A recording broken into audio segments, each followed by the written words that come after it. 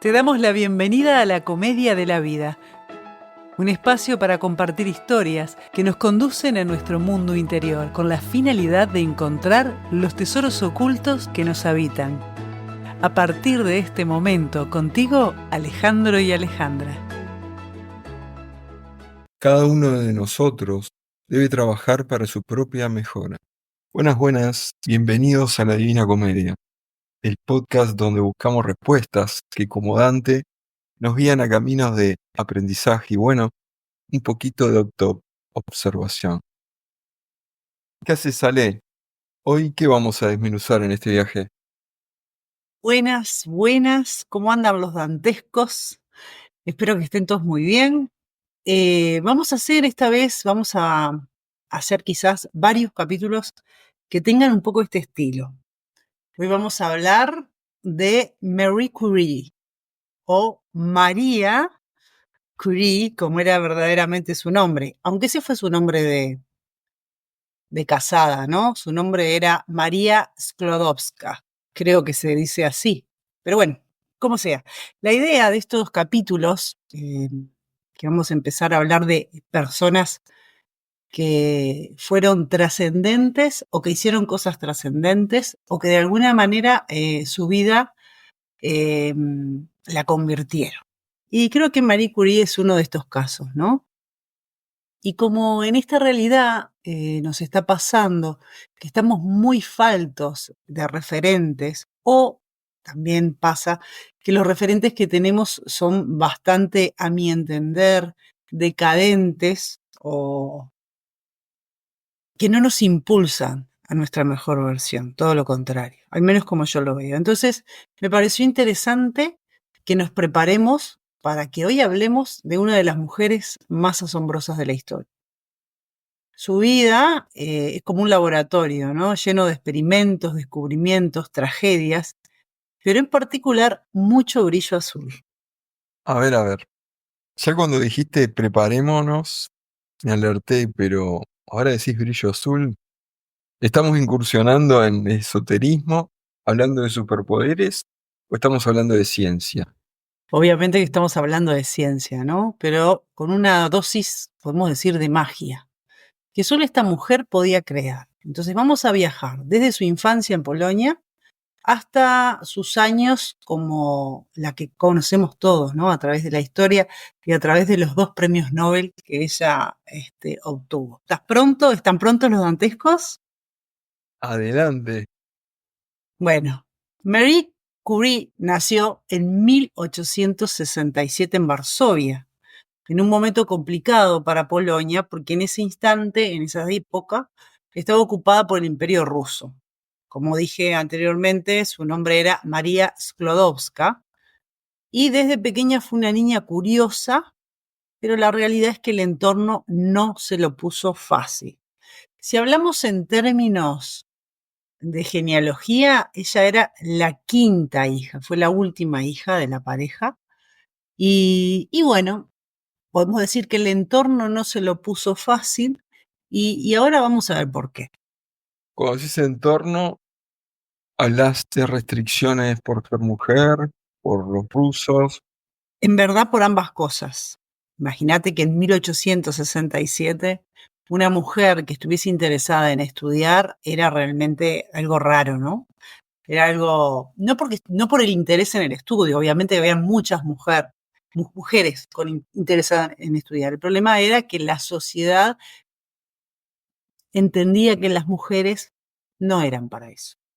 Entonces, no solo por el hecho de ser mujer, sino también porque en esa época nosotros sabemos que el régimen ruso controlaba las escuelas, prohibiendo que se enseñara historia y culturas polacas. Entonces, su familia no se dejó amedrentar, podríamos decir, por eso, sino que su padre, además, era profesor en ciencias y llenaba la casa de libros, experimentos y conversaciones intelectuales. Lo que verdaderamente pasó ahí es que los rusos prohibieron el laboratorio en las instituciones y el padre fundamentalmente a lo que se dedicaba era eso, a las matemáticas, a la física y a ese tipo de cosas. Entonces lo que hace es se lleva todos esos instrumentos a su casa y empieza a experimentar y a hacer cosas con sus hijos. Y bueno, María era una de las más interesadas en eso. Llenó la casa de libros prohibidos el padre. Y Y sí, ella en ese estaba momento, enganchada. totalmente, ¿no? Realmente eran libros prohibidos porque para los rusos eso no tenía que estar. Estaba totalmente controlada la educación por ellos. Entonces, una de las anécdotas que refleja cómo era eso, fue a los 10 años, cuando ella tenía 10 años, ya ayudaba a su padre a hacer experimentos con todos estos equipos rudimentarios que él guardaba después de que lo despidieron, que en realidad lo despidieron por razones políticas, ¿no? ¿Qué la frenó? No había nada que la frenara. Seguía No, Superwoman. ah, Superwoman, sí, realmente era una niña muy curiosa y creo que también podemos decir que el intelecto fue su refugio, porque a los 10 años, 10 11 años, perdió a su madre y una hermana a causa de enfermedades. La madre me parece que fue por tuberculosis, que murió, y la hermana de tifus.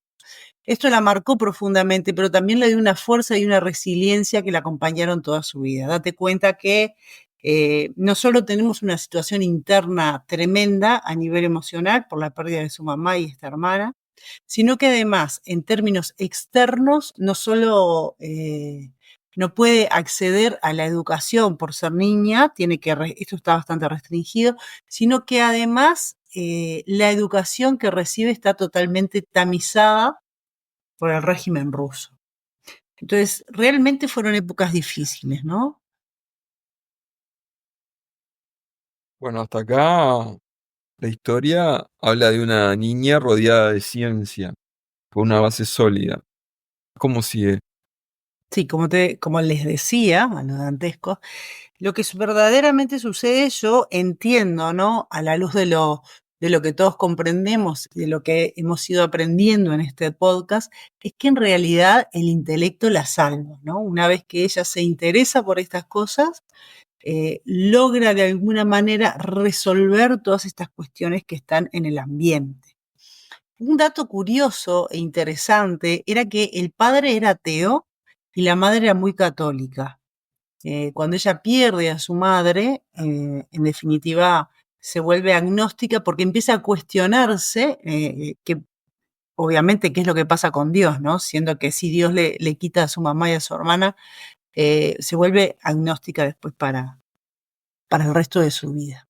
Y bueno, cuando ella puede terminar la escuela, una vez que la termina, sueña con estudiar en el extranjero, pero obviamente en ese contexto debemos entender que el padre al volver a la casa también pierde su trabajo. Entonces, el contexto económico de la familia era realmente dramático. Parece que además de hacer malas inversiones en algún momento, estaba la cuestión social que había que poner dinero para la causa de Polonia. Entonces, obviamente no había nada. A su vez lo despiden de ese trabajo y bueno, la familia está en un nivel muy precario. Tanto es así que en determinado momento, creo que incluso cuando la madre estaba, sí, fue cuando la madre estaba viva, porque la madre administraba un internado de niñas bastante prestigioso. Entonces lo que sucede es que cuando se ven en esta situación, comienzan a albergar por las noches a niños y bueno, por dinero, ¿no? Pero uno de esos niños fue que tenía tifus y de ahí fue que se contagió la hermana. Mm. Entonces, toda esta situación precaria del ambiente realmente genera consecuencias para la familia.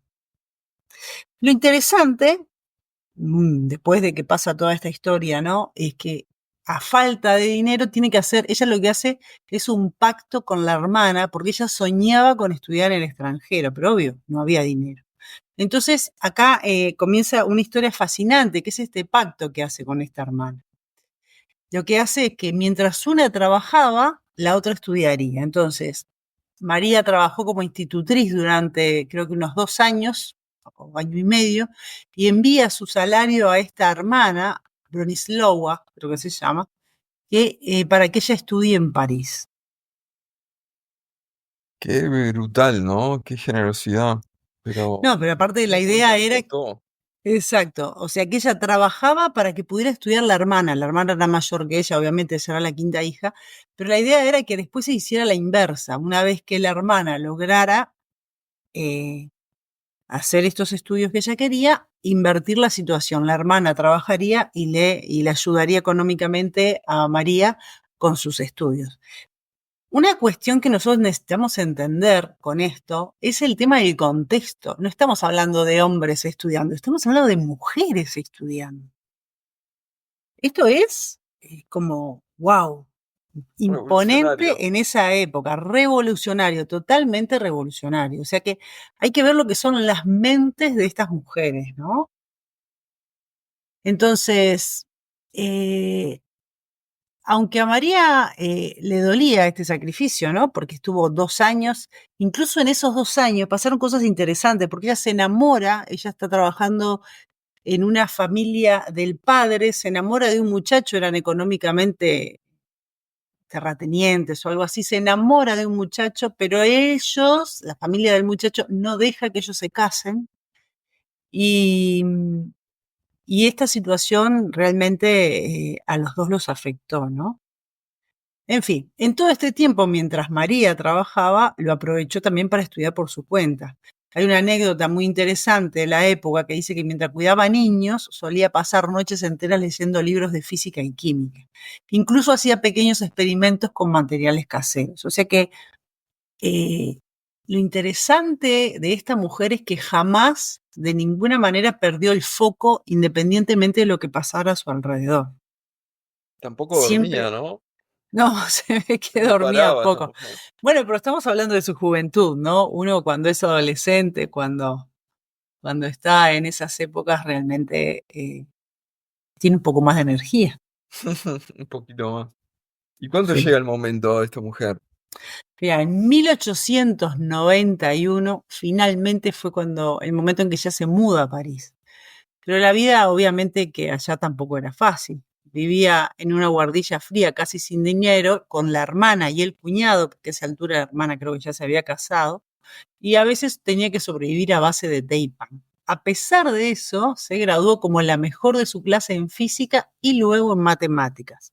Hay que aclarar también que ella tuvo que aprender el idioma, o sea que no solamente tuvo de base lo que fue ella misma autodidacta durante todos estos años que tuvo que trabajar y que las condiciones fueron las que contamos previamente, sino que además ir a París implicaba toda esa cuestión del idioma. O sea, estamos hablando de una persona que en ambientes verdaderamente, eh, no podemos decir desafortunados, pero no eran los mejores para crecer y aprender.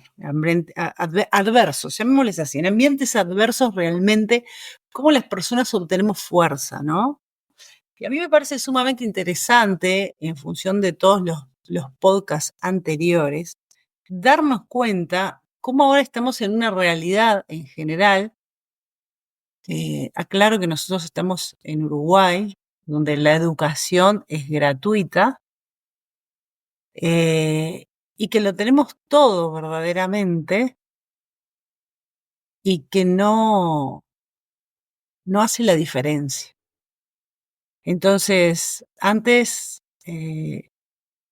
estudiar era verdaderamente un privilegio. Ahora es algo que está al alcance de la mano, que la construcción de las sociedades nos lo ha hecho fácil y que nosotros estamos extremadamente dormidos con ese tema, ¿no? Con lo que tiene que ver con el aprovechamiento de oportunidades. Y una de las cosas interesantes también que es importante ver a través de esto es cómo la adversidad nos da fuerza, cómo ganamos con la fuerza de la adversidad. Por eso, también lo hemos hablado en podcasts anteriores, es que no está bueno que a los hijos le hagamos siempre el camino tan fácil. Entonces, tampoco estoy diciendo que le pongamos obstáculos, pero sí necesitamos a nuestros hijos dejarlos a ellos lidiar con los obstáculos, porque ahora lo tienen todo y lo que verdaderamente se consigue con esto es una fragilidad existencial enorme. Los debilitamos con la sobriedad. totalmente debilitados. Por eso me pareció interesantísimo ver esta historia, ¿no? Y bueno, vamos a seguir avanzando en la vida de María, ¿no? Que María pasa a ser Marie, obviamente, en Francia, porque obviamente el nombre pasa a ser francés. Y bueno, obviamente, quien aparece en 1894 conoce a Don Pierre. Pierre. Don Pierre, oh, mon chéri. Conoce a Pierre Curie, un físico brillante y tímido que quedó fascinado con su inteligencia y por supuesto con su pasión. Porque si hay algo que yo siempre digo es, no importa en qué rubro, cuando nosotros vemos a alguien apasionado por lo que hace, es inmediato, nos enamoramos. No importa si toca el violín, no importa si es un físico, un historiador, un pintor. Ver a alguien apasionado con lo que hace es ver a alguien brillante. Yo creo que ella debió haber sido así. Bueno, cuestión, lo que ya todos sabemos, Pierre le propone matrimonio varias veces hasta que María aceptó. Su boda fue tan sencilla que ella usó un traje azul oscuro que luego reutilizó como bata de laboratorio. Chao. Impresionante, Así ¿no? era ella, pragmática, ¿no? Que vamos a andar con cosas raras. Esto es así, un trámite, dijo, firmamos y después reutilizo. Bueno, hay que entender que viene también de contextos de mucha pobreza, ¿no? Romanticismo práctico, digamos. Tal cual, romanticismo práctico, nunca mejor definido. ¿Y Y cómo bueno, comenzaron a trabajar juntos ellos? después de casarse, obviamente montan un laboratorio y unen fuerzas ahí, ¿no? En 1898 hicieron uno de los descubrimientos más importantes, el polonio y el radio. Trabajaron años triturando toneladas de minerales para aislar estos elementos. Una noche, Marie notó un brillo azul en una muestra. Este pequeño destello era el radio, un hallazgo que cambiaría el mundo, como ya lo sabemos. Me imagino que en esa época no eran conscientes de los peligros de la radiación. No, claro que no. Trabajaba sin guantes ni protección.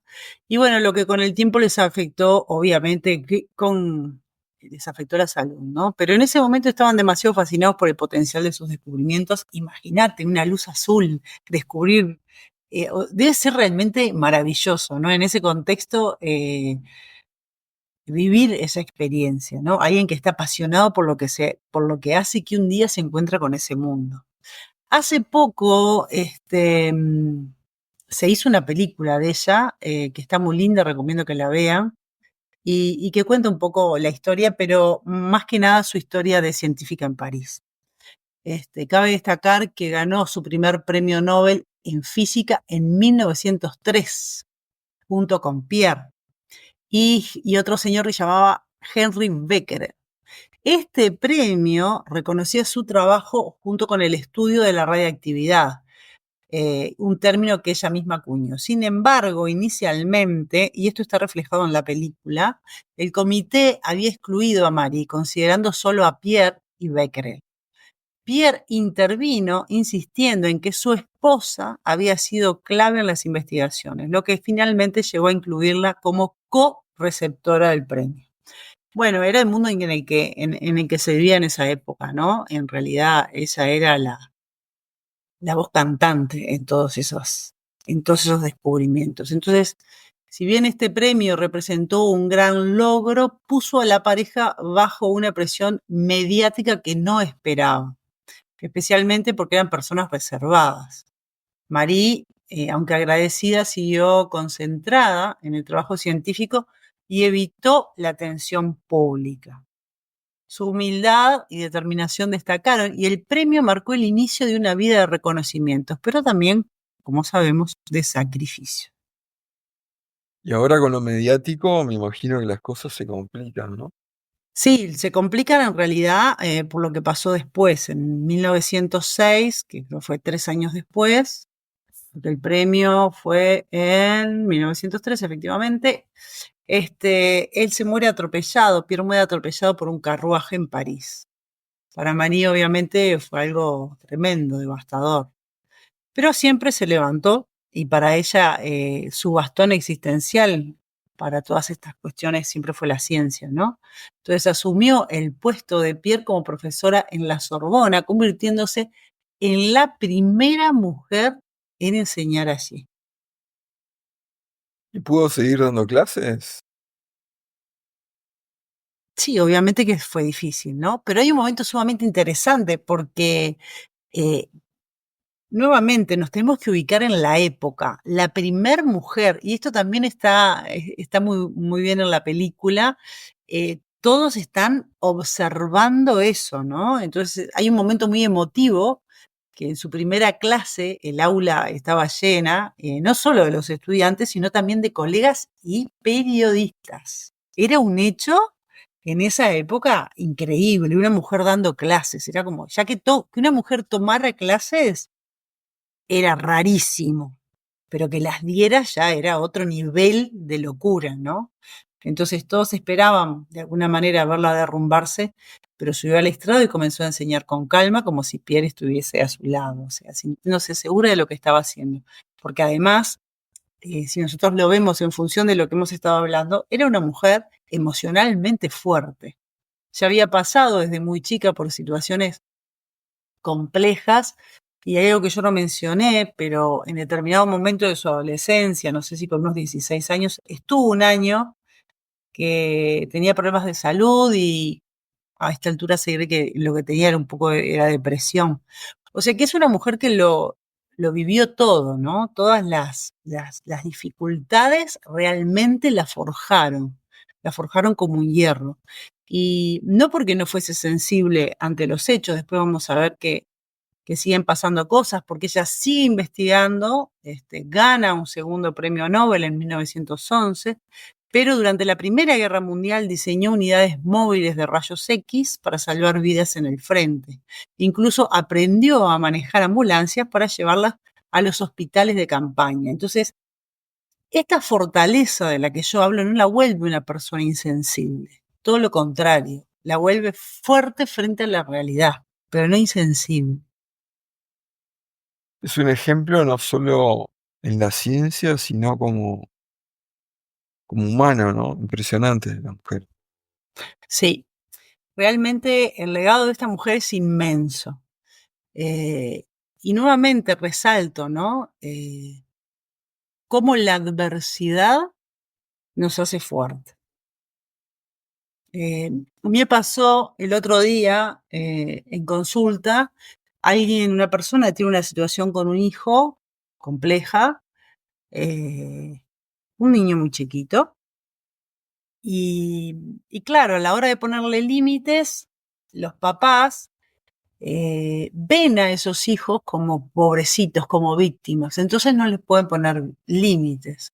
Yo lo que le decía es, míralo como un niño sano, porque en realidad lo es, y poner límites con amor.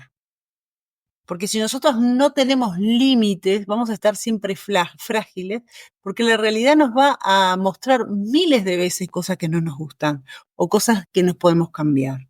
Para esta mujer, la realidad que vive con su mamá, con su hermana, con su entorno tomado por los rusos, con su educación, siempre todo es a fuerza de voluntad, pero esa fuerza de voluntad que tiene que ejercer para salir adelante es una fuerza que después siempre se va a construir en una ganancia. Entonces, poner límites como padres ayuda a que nuestros hijos comiencen a darse cuenta que lo que tienen que hacer es cambiarse a sí mismos, porque la realidad nunca va a ser no siempre va a ser lo que ellos quieren. Entonces, bueno, volviendo a Marie Curie, tenemos que su legado es inmenso, ¿no? Revolucionó la medicina con la radioterapia, inspiró a generaciones de mujeres a entrar en la ciencia, y esto es fundamental, no nos podemos olvidar del tiempo en el que esta mujer comienza a ser un pilar para la ciencia, ¿no? También demuestra que el conocimiento es para todos, al negarse a patentar sus descubrimientos. Esto es increíble, para que veamos la fuerza realmente de esta mujer. Y bueno, ella a través de sus descubrimientos sobre la radiactividad sentó las bases para tecnologías y dispositivos esenciales en la actualidad. Y aquí te cuento de algunos. Mira, máquinas de rayos X usadas en diagnóstico médico y cirugía, radioterapia, tratamientos contra el cáncer mediante radiación, detectores de radiación, son vitales para seguridad nuclear y ambiental, generadores nucleares, producción de energía limpia. Bueno, para entender lo de los generadores nucleares podemos ver lo que sucede en Chernobyl, ¿no? Y ahí se habla bastante también de radio. Sondas espaciales alimentadas por radioisótopos para misiones largas, investigación médica, técnicas como la PET y las gammagrafías. Y bueno, con respecto a la radiación radio, podemos decir lo siguiente, y otros elementos radiactivos, no solo eso, que tiene efectos dañinos en el cuerpo, especialmente cuando se está expuesto a ello de manera prolongada o intensa. Los efectos más comunes incluyen daño celular y genético. La radiación puede dañar las células y el ADN, lo que puede llevar a mutaciones y cáncer. Quemaduras por radiación, es una exposición aguda, puede causar lesiones en la piel y otros tejidos, y enfermedad por radiación. Alta exposición puede causar fatigas, náuseas, pérdida de cabello y daño en órganos internos. Estos efectos fueron mal comprendidos durante los primeros años de los descubrimientos de Marie Curie, ya que ella misma sufrió las consecuencias de su exposición al radio sin protección adecuada, ¿no? Como les decía, en la serie Chernobyl, es sumamente interesante porque acá se pueden ver todos estos efectos que genera el radio, pero hay un diálogo que es maravilloso. En un momento clave, el científico Valery Legasov, aclaremos que Valery Legasov es quien se encarga, después de que pasa lo que pasa en la central nuclear, él se encarga de empezar a poner orden en toda esa situación, ¿no? Entonces le tiene que explicar la peligrosidad de la radiación al político Boris Yervina. Entonces Legasov le describe la radiación como balas que siguen disparando. Es como es una bala que sigue disparando sola y sigue rompiendo y sigue rompiendo y sigue rompiendo, ¿no? Entonces compara el daño de la radiación a una bala disparada en una multitud. No se ve, pero sigue actuando, afectando a las personas incluso después de haber disparado. Entonces la radiación, al igual que esas balas, se sigue propagando y causando daño a las células y tejidos humanos sin que sea posible detenerlo. Entonces este diálogo, para quienes hemos visto esa serie, que se las recomiendo porque está muy bien hecha, ilustra la invisibilidad y la persistencia de los efectos de la radiación a largo plazo. En fin. Brutal. Me encantó este episodio, Ale. Un ejemplo de resiliencia Sí, y propósito.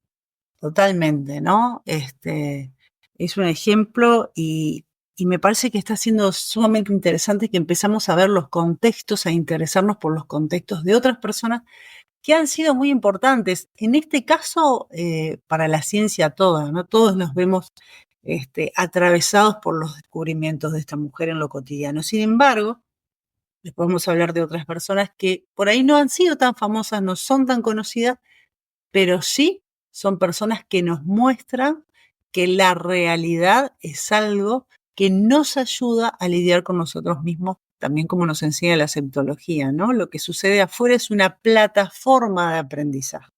Y en una sociedad en la que estamos viendo gente cada vez más medicada, cada vez más exiliada de sí misma, cada vez menos poderosa sobre sus capacidades, sobre lo que puede llegar a ser, sobre lo que puede llegar a superar. Entonces yo creo que estamos necesitando de manera absoluta referentes que nos recuerden y nos ayuden a motivarnos a vivir de otra manera. Así que bueno, muchísimas gracias a todos. Esto fue La Divina Comedia. Y bueno, recuerden que todos enfrentamos adversidades, pero con pasión y perseverancia podemos brillar como lo hizo esta mujer y como todos estamos llamados a brillar en esta vida. Así que bueno, hasta la próxima, queridos dantescos. Gente, un abrazo grande. Nos estamos viendo en la próxima. Gracias por acompañarnos hasta acá. Te esperamos en el próximo capítulo.